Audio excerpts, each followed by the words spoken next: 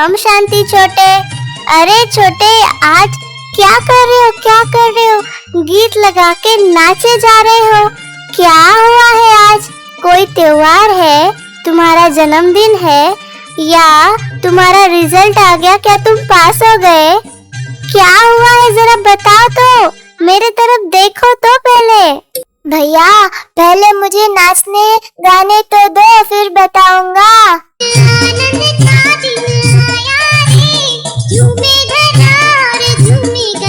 हाँ, हो गया। अब बताओ तो, मुझे बहुत ऐसे क्वेश्चंस आ रहे हैं, अंदर जानने की इच्छा हो रही है, हुआ क्या है? ठीक है भैया, गीत स्टॉप हो गया। अरे देखो बाबा, मुझे कोई नाचने भी नहीं देता, गाने भी नहीं देता, खुशी मनाने भी नहीं देता। भैया क्या आपने आज मुरली नहीं पढ़ी? रोज तो मुझे सुनाते हो, ये होमवर्क करके आओ, वो होमवर्क करके आओ। क्या आज आपने ही मुरली नहीं पढ़ी? आज बाबा ने कहा है ना, संगम युग उत्सव मनाने का दिन है। उत्सव में क्या करते हैं? नाचते हैं, गाते हैं, खुशी मनाते हैं। तो बाबा ने कहा है कि संगम युग में खुशी की खुराक खाते रहो, प्राप्तियों के गुण गाते रहो और उत्सव में नाचते रहो। इसीलिए मैं नाच रहा हूँ। आप भी आओ भैया, दोनों मिलके नाचेंगे। नाचो गाओ, खूब मस्ती करो, मौज मनाओ। अरे छोटे, आज बाबा ने मुरली में क्या कहा है? बात तुम्हारी सही है, लेकिन बाबा ने ये कहा है कि सेवा करते हैं ना, सेवा अर्थात ज्ञान डांस करते हो, बाबा के गुणों के गीत गाते हो।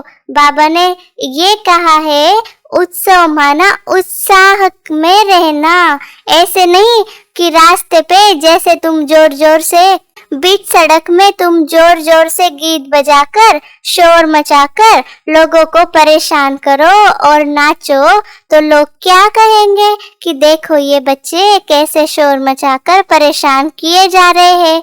लेकिन बाबा ने नाचना, गाना, मौज मनाना किसे कहा जाता है ये भी बताया है। ठीक से पढ़ना छोटे। हाँ भैया, आप तो मैं कुछ भी करूँ कुछ न कुछ कहते ही रहते हैं। उतार दिया ना मेरा सारा नशा, बड़ा खुशी हुआ होगा अब आपको। मेरा नशा उतारने में आपको तो बड़ा मजा आता है। ठीक है, बताओ आगे क्या कहा है बाबा ने? छोटे, आज तो बाबा ने बड़ी सुंदर सुंदर बातें कही है। आज बाबा ने कहा कि जैसे क्रिश्चियन लोग क्रिसमस ट्री बनाते हैं ना, उसे सजाते हैं, तो ये फेस्टिवल क्यों मनाते हैं, क्यों उनका ऐसा ट्री बनाते, उसको सजाते? तो बाबा ने कहा आप तो बाप दादा आपको इस बेहद के वर्ल्ड ट्री में आप चमकते हुए सितारों को, संगम युग में श्रेष्ठ धरती के सितारों को लाइटमाइट स्वरूप में स्थित करता है। और ये जो स्टार को मानते हैं ना लोग, और बाबा स्टार को सजाते हैं ना, तो आप स्टार्स का यादगार ही बाबा ने कहा वो स्थूल रूप में लाइट लगाते हैं, लाइट से सारा चीज सजाते हैं, फूलों से सजाते। पता है ये किसका यादगार है? इसका अर्थ क्या है? आगे बाबा ने बताया है, मैं नहीं बताऊंगा क्योंकि तुम तो मुरली पढ़ कर आए हो ना। चलो बताओ कि यह किसका यादगार है क्रिसमस? हो गया आपका शुरू। भैया आप तो एक पर एक क्वेश्चन पूछ के मेरा दिमाग खराब कर देते हो। अब क्या आपको इतना भी पता नहीं है कि ये यादगार हम ब्राह्मणों का ही तो है? देखो भैया, मुझे सब समझ में आता है, लेकिन मैं छोटा हूँ ना, तो मैं अज्ञानी बनने का नाटक करता हूँ। आप तो उसे ही रियल समझ के मुझे बहुत भला बुरा कहने शुरू कर देते हो। ओह छोटे, अच्छा है, अच्छी बात है, लेकिन ये भी बताओ कि फिर ये ब्राह्मणों का यादगार है, तो बाबा ने कौन से यादगारों के बारे में आज बताया है मुरली में? हाँ भैया, ठीक है, ये मुझे पता नहीं है। मैं इसे पढ़ूंगा और आपको बताऊंगा। इसका मतलब ये नहीं है कि मैं अज्ञानी हूँ, मुझे पता है और फिर से मैं पढ़ के बताऊंगा।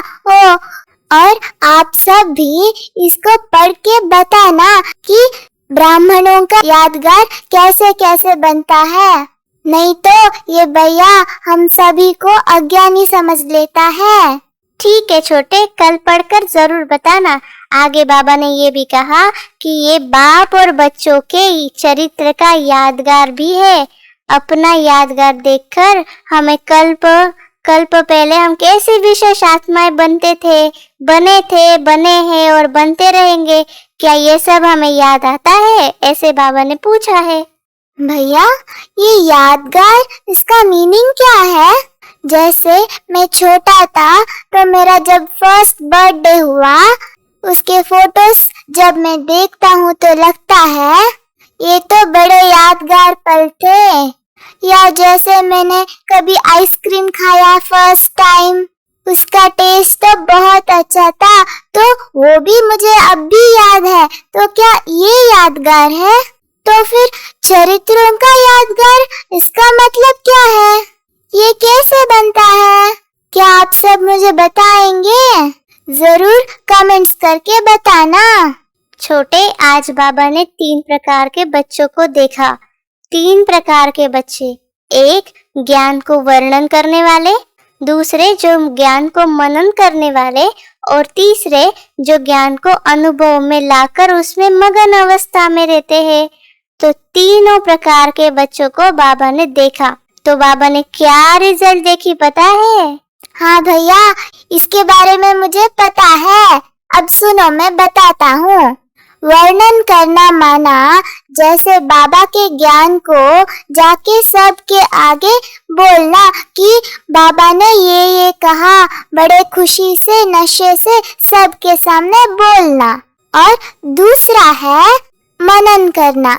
जैसे गाय चारा खाती है तो उसे बार बार बाहर निकालकर उगाड़ती है, ऐसे ही हम ब्राह्मण भी कोई भी ज्ञान की बातें सुनते हैं तो उसके बारे में बार बार चिंतन करते हैं, संकल्प करते हैं, सीखते हैं।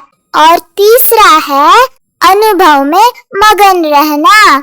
जैसे गाय चारा खाकर उसे डाइजेस्ट करके शक्ति रूप में बदल देती है, वैसे ही हम ज्ञान को मनन करके उसे जीवन में धारण करके अनुभवी मूर्त बन जाते हैं।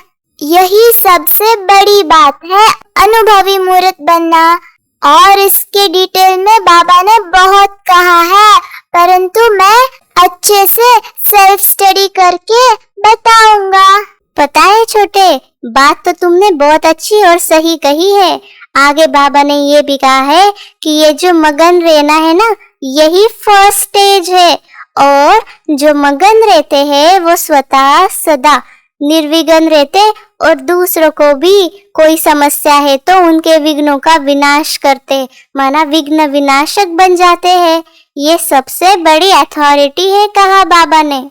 भैया, विघ्न विनाशक तो गणेश को कहा जाता है, तो क्या जब हम विघ्न विनाशक बन जाएंगे तो हमारा भी बड़ा सा सूंड निकलेगा और कान भी सभी बड़े बड़े हो जाएंगे? क्या हम भी उसके जैसे दिखेंगे? भैया, क्या विघ्न विनाशक बनने से गणेश बनते हैं या गणेश बनने से विघ्न विनाशक बनते हैं?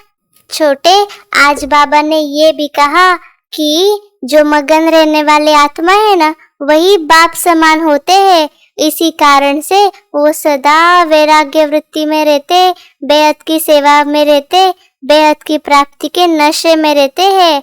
और ये ऐसी आत्माएं कर्मातीत, माना कर्म बंधन से न्यारी और बाप की प्यारी रहती है।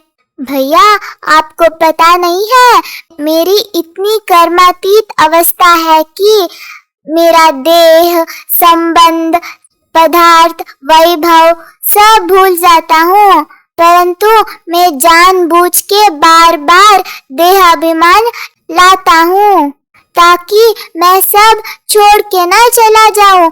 क्योंकि मैं अपनों से प्यार करता हूँ ना। मेरी प्रॉपर्टी, मेरी वस्तु, मेरी गुलाब जामुन, मेरा शरीर, इन सब के बंधन में थोड़ा तो रहना पड़ेगा ना। तो इसीलिए मैं बार बार जानबूझ के देहाभिमान लाता हूँ, नहीं तो मैं कब का उड़ जाता, आपके सामने भी नहीं रहता। आज बाबा ने ये भी कहा छोटे कि सेवाधारी जो होते हैं ना, वो तीनों प्रकार के जो आत्मा है ना, जो मनन करती है, जो वर्णन करती है, जो अनुभवी है, ये तीनों ही सेवाधारी है। लेकिन इनका जो प्रभाव है ना, नंबरवार रहता है, क्योंकि नंबर 1 में अगर बनना है तो हमें अनुभवी बनना पड़ेगा। छोटे, आज बाबा ने क्वेश्चन पूछा है।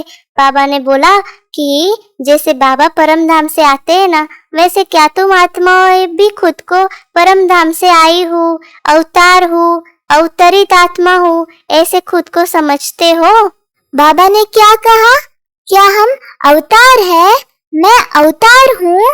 अच्छा, तो मैं अब समझा। तो मैं ऐसा करता हूँ कि देवताओं के जैसे वेशभूषण करके, गले पर फूलों का हार लगा के, तिलक लगा के, मंदिर में जाके मूर्ति को हटा के मैं बैठ जाता हूँ। तो मैं हुआ ना अवतार। हाँ बाबा, मैं आज से मैं ही अवतार समझ के काम करूँगा। सारा दिन इसी स्मृति में मंदिर में बैठा रहूँगा।